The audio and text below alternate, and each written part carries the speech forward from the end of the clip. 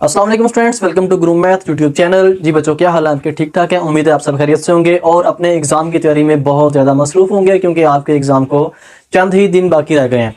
क्योंकि 20 तारीख से आपका जो एग्ज़ाम है वो स्टार्ट होने जा रहा है। तो बेटा पहले जो आपको पेयरिंग स्कीम जो है वो बताई गई थी मैथ की, वो उसके अंदर कुछ चेंजिंग आई है। उसमें तब्दीली जो है वो सिर्फ लॉन्ग क्वेश्चन के अंदर आई है, बाकी शॉर्ट क्वेश्चन एमसीक्यूज आपके वही हैं जो आपको प्रीवियस मतलब कि स्कीम बताई गई थी। ठीक है, अब उसमें तब्दीली आई क्या है?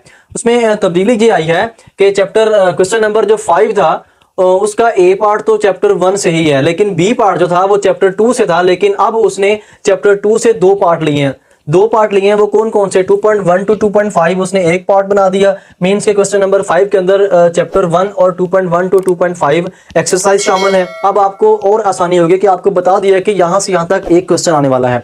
तो बेटा इसी तरह क्वेश्चन नंबर 6 की बात करें, उसका ए पार्ट 3.1 से 3.5 तक आएगा और उसका बी पार्ट जो है वो चैप्टर 4 से आएगा। इसी तरह क्वेश्चन नंबर 7 की बात करें, उसका ए पार्ट जो है वो 3.6 से 3.8 में से आएगा और इसमें इसके अंदर दो ही एक्सरसाइज 3.6 और 3.87 में से एक क्वेश्चन आने वाला है। और क्वेश्चन नंबर अगर हम इसके बी पार्ट की बात करें तो बी पार्ट के अंदर जो है वो चैप्टर नंबर 5 में से बी पार्ट आने वाला है।